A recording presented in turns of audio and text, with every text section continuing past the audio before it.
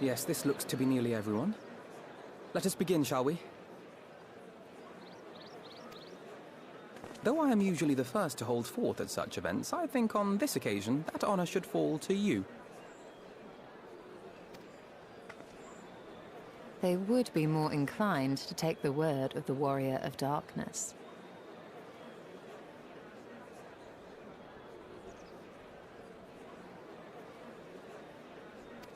Indeed. In light of the subject matter, who better than thee to speak these truths?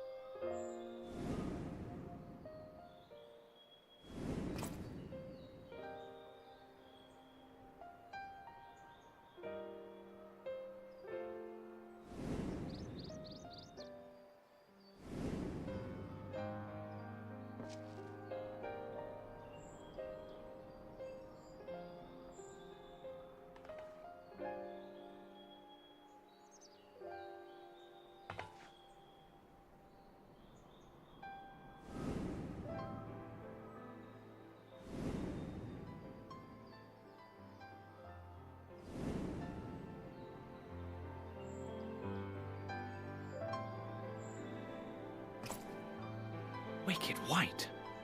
The Warriors of Light did all that? So they never... I mean, they only ever wanted to help. And when everything they'd done turned to ash, they still carried on. They gave everything to stop the flood. First their lives, then their souls. And they managed it too, in the end. They saved us. And we cursed their names.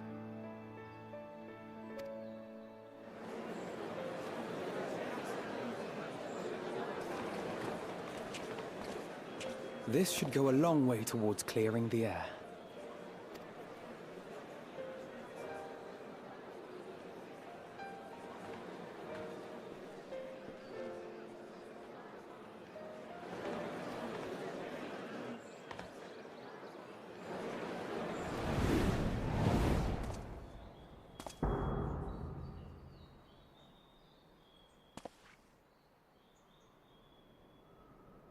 Impossible.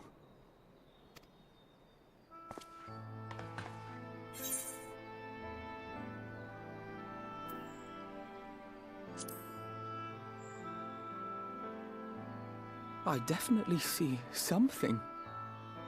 You don't think it's a ghost, do you? Nay, yonder standeth no bloodless apparition, but a warrior of light and darkness both. Ardbert. What in the world?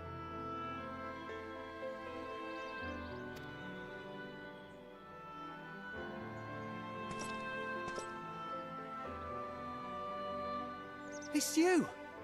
The one who slew the Eater!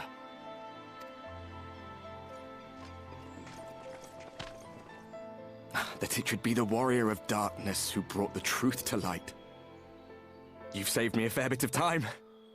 Though I have a few words of my own to say, if I may.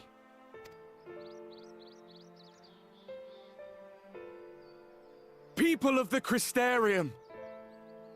I am Ardbert. One of those you know as a warrior of light. That's impossible. You should be dead. Aye, that I should. But as the world has been given new life, so too have I. I know not why I, and I alone, have been gifted this chance. But I do know this. Only by the will of the star itself could such a miracle come to pass. The hero who stands before you now, the warrior of darkness, is not of this world. And the day will come when she must return to her home.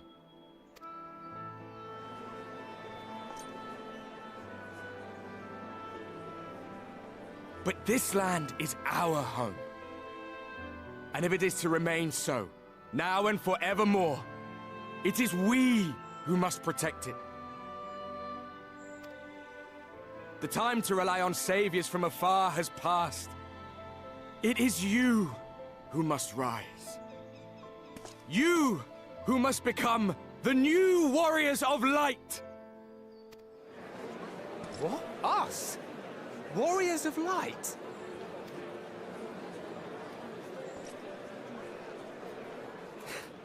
None of us were born heroes, my friend. I was only ever a man with a thirst for adventure.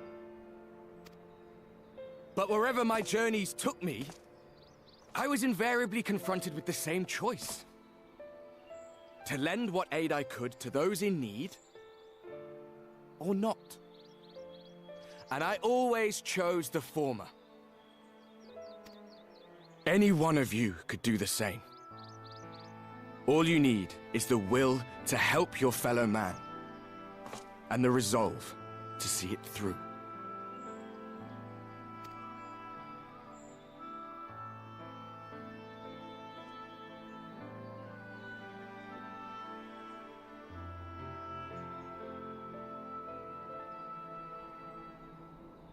From thine own lips did we learn of Ardbert's fate, and by thy countenance I gather thou art not inclined to recant thy testimony. Yet whosoever this man may be, his words hold truth and resonate with the citizenry besides. For us to voice our doubts here and now would serve but to sow disquiet. 'Twere better we retired unto the ocular and there discuss this matter in private. Go. I will stay here and watch.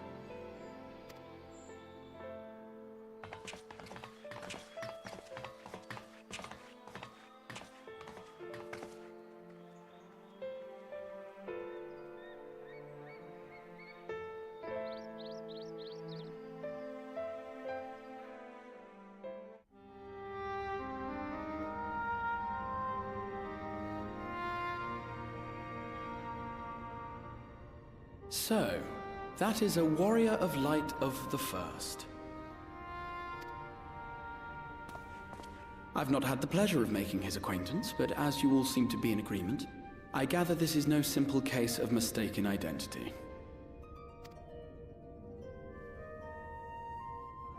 As far as I was able to discern, that was indeed Ardbert. It has been a long time, but not that long. Could he truly have been resurrected as he claims?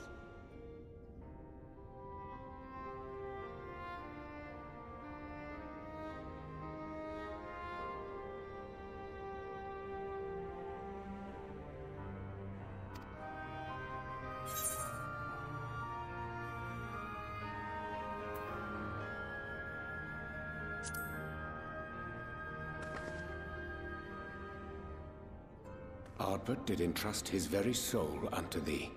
I see no reason to question thy judgment. Nor I. To my eyes, your ether burns as brightly as the day you slew Emmett Selk. That is proof that he is with you still.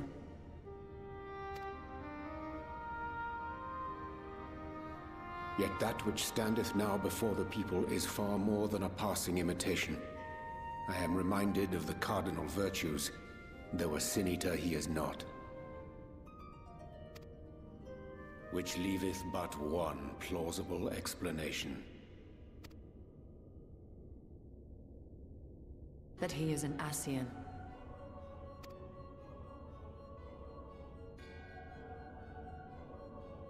Given their fondness for posthumous possession, I would have to agree.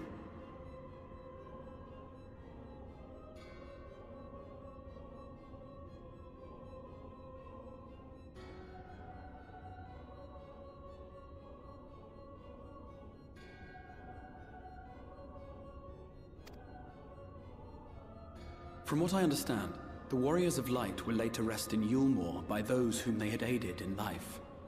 At the time, some few still remembered them as heroes.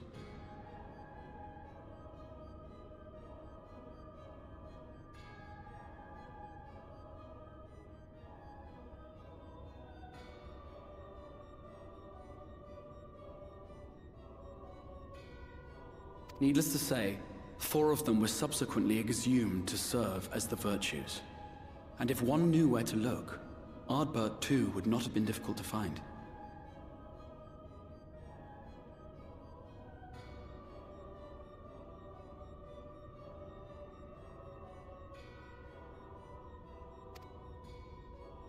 Assuming then that this is indeed the work of an Ascian, my mind inevitably turns to the last remaining paragon to survive the Sundering.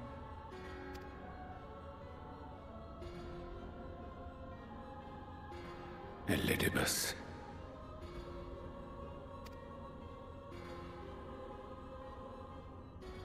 That Xenos hath reclaimed his own flesh is known. Thus evicted from his borrowed form, and cognizant no doubt of Emet-Selk's failure here in the First, 'tis quite possible the emissary chose Ardbert for his next vessel. Inhabiting the flesh of the fallen? My, that is unsavory. And they do this often, you say? Verily, for they possess no corporeal forms of their own. In what one may term their natural state, none save those gifted with the echo can perceive them.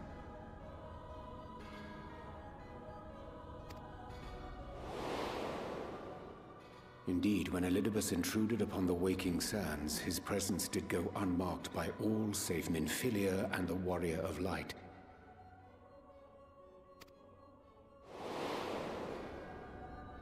On that occasion, I myself remained ignorant of his coming until after his departure. It was only at a later juncture, when he deigned to appear before me in borrowed flesh, that I was finally able to take the measure of him. In such puppetry do the Ascians engage when they seek to influence the course of history. And they have gained much by it. Emet-Selk single-handedly built the Garlean Empire in this manner, while La Hebrea came close to conquering Eorzea, having taken possession of Thancred's living body. Yet it must needs be noted that the Ascians cannot avail themselves of all mortal vessels. For were they able to do so, none would serve as a better pawn than our own redoubtable champion. Mayhap the blessing of light shieldeth Hydaelyn's chosen from Ascian influence. Or mayhap other forces are at work. We cannot say for certain. Whatever the reason, I hope it holds true. I dare not contemplate what might come to pass otherwise. Is it not peculiar, then, that Ardbert's mortal remains should be susceptible, given that he was once a warrior of light? Or did the final departure of his soul make it possible, perhaps? Regardless, to hear an Ascian use him to call forth new warriors of light boggles the mind.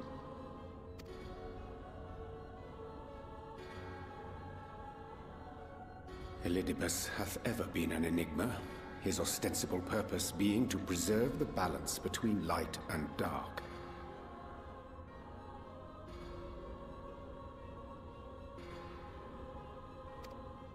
When he made overtures towards me, however, I was afforded a glimpse behind the mask of the self-appointed emissary. I shall not defend mine actions, undertaken in pursuit of a better understanding of our foe, as either wise or prudent. Nevertheless, what little I did glean may now prove useful. Elidibus possesseth a subtle mind, practiced in the art of manipulation. That he coaxed this star's most valiant heroes as far as the source with naught save half-truths is no trifling feat. And now I believe he doth employ his skills once more to some as yet unknown end. Though naught is certain, should my suspicions prove true, we shall have need of all our wits if we are to uncover and thereafter thwart his plot. Agreed. 'Tis plain that simply speaking out against him will not avail us. At best, it would only serve to confuse the people. And I would hesitate to do anything which might tarnish Ardbert's reputation once more, nor yours by association.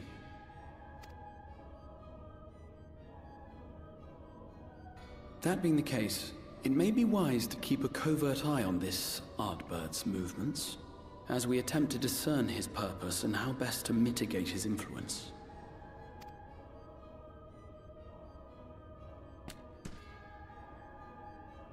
His performance appears to have concluded.